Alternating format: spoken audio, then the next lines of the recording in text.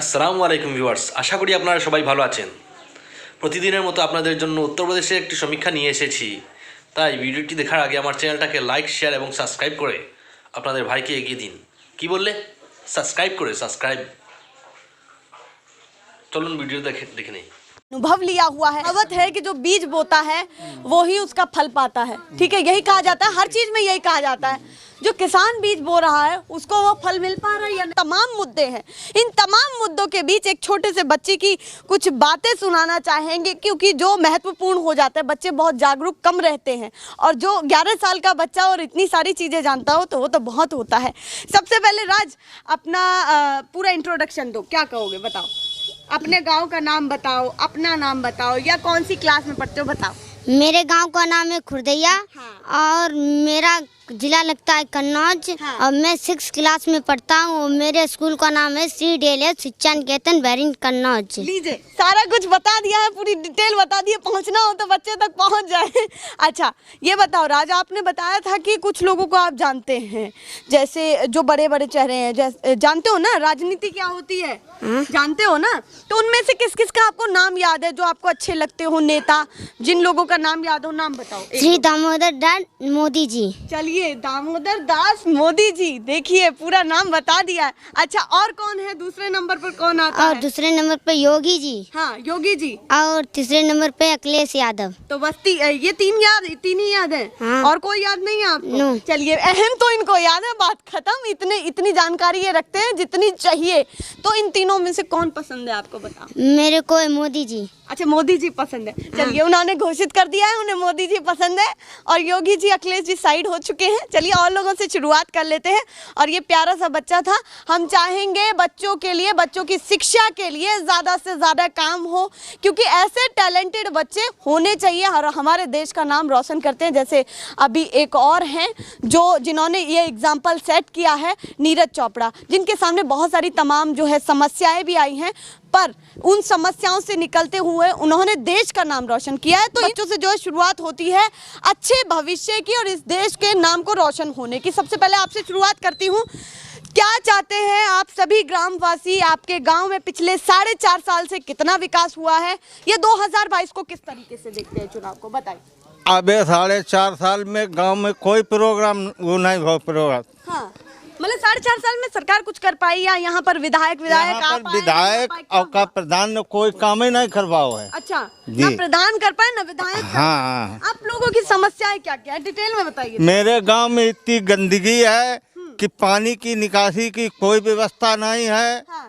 और दूसरी बात, जहाँ हम लोग कीचड़ में निकलते हैं, हम लोगन बहुत परेशान हैं। मतलब यहाँ क्या चाहते हैं आप लोग? एक तो निकासी का साधन नहीं, एक तो निकासी का साधन नहीं, दूसरी बात नाली नहीं बनी है। हाँ। तीसरी बात जा है कि रोड नहीं बने गांव का। अच्छा, रोड भी नहीं बने। हाँ। अच्छा, आगे मतलब कब से जो है काम रुका हुआ है, मैं ये जानना चाहती ये कम से कम नहीं तो 10 साल हुए तब से काम रुको है। अच्छा, हाँ। 10 साल हो गए तब से काम रुका हुआ है। हाँ, बीच हाँ। तो समाजवादी पार्टी की भी सरकार आ गई, बीजेपी की भी आ गई है। हाँ। ठीक है, दोनों की आ गई। हाँ, दोनों की आ गई। मिला-जुला के कैसा काम किया? बस इतना ही केवल रोड बना है वहाँ तक। बाद बाकी गांव के अंदर कोई रोड ही नहीं बने। चलिए, कह रहे हैं थोड़ा सा रोड बना दिया है, ये थोड़ा सा हिस्सा बन चुका है, आगे कोई जो है रोड नहीं है। और आगे उन्होंने बड़ी समस्या भी गिनाई थी कि आगे पानी की बहुत दिक्कत है, कि घर में पानी भी घुस जा रहा है, ये हाल है। पड़ेगा ना, सच्चाई क्या है गांव की। हाँ, क्या कह रहे हैं? ये रोड जो गांव के लिए बनो है, आज 10 साल पहले बनो है। हाँ।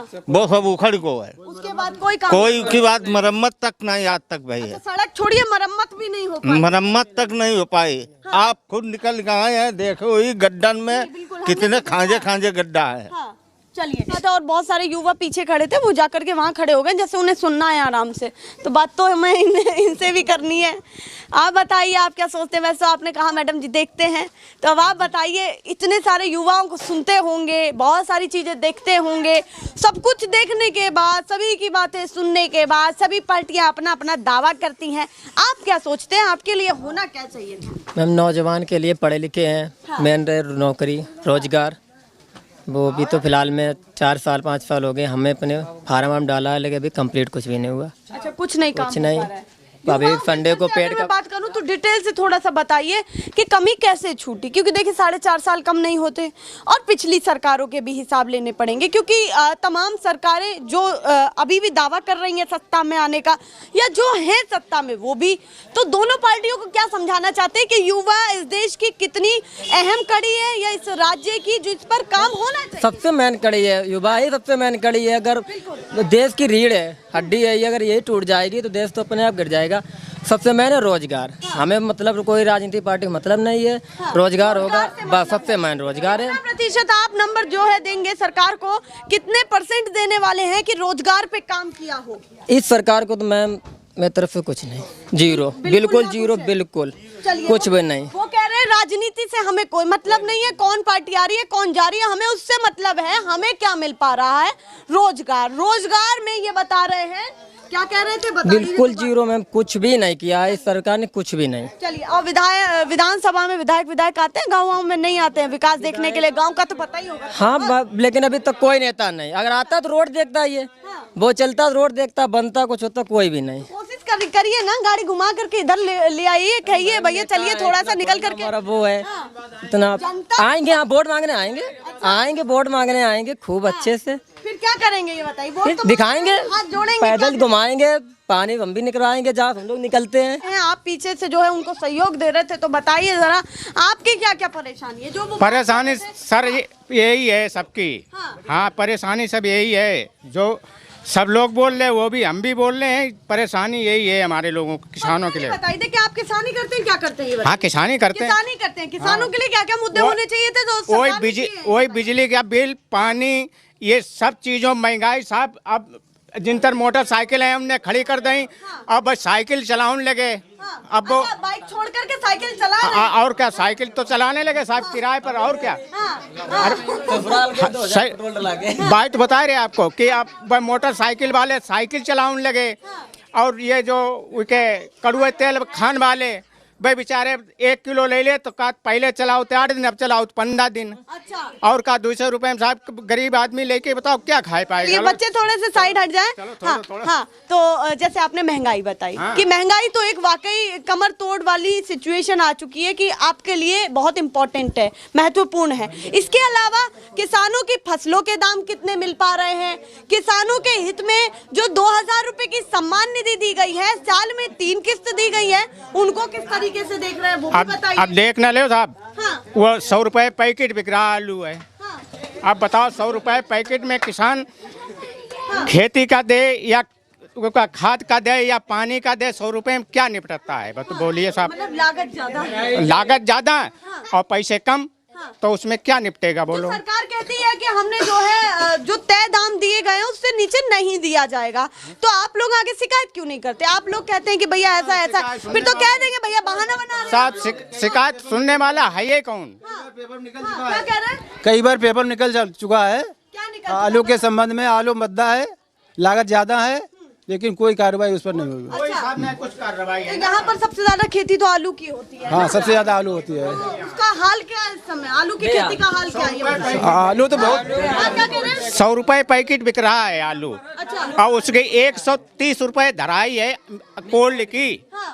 अब बताओ 100 रुपए में आलू बिक रहा, 25 रुपए किसान अपनी जेब से भर रहा, और जो लागत पानी है उससे कोई लेने देना नहीं। चलिए, उनको कह रहे हैं आगे क्या मुनाफा हो रहा है हम नहीं जानते, पर किसानों से जो लिया जा रहा है वो सही दाम नहीं है। नहीं है ऐसा। मेन सबसे बड़ा मुद्दा किसानी का ये है कि ये सबसे ज़्यादा हमारे जो आवारा जानवर हैं, किसान बेचारा लागत लगाता है, खेती तैयार करता है, और उसके बाद रात में आवारा जानवर 4 से 6 घंटे बेचारा रखाता है उन्हें, और आवारा जानवर वो उसे चर जाते हैं। अच्छा, ये कहा जाता है कि भैया जो हमारे जो है भारत में एक कहावत है कि जो बीज बोता है वो ही उसका फल पाता है। ठीक है, यही कहा जाता है, हर चीज में यही कहा जाता है। जो किसान बीज बो रहा है उसको वो फल मिल पा रहा है या नहीं मिल पा रहा है, या वो कहावत उल्टी हो चुकी है? अरे आप ये भी जोड़ लीजिए कि 1 बीघा का प्रति बीघा आप 1200 रुपए की DAP आ रही है।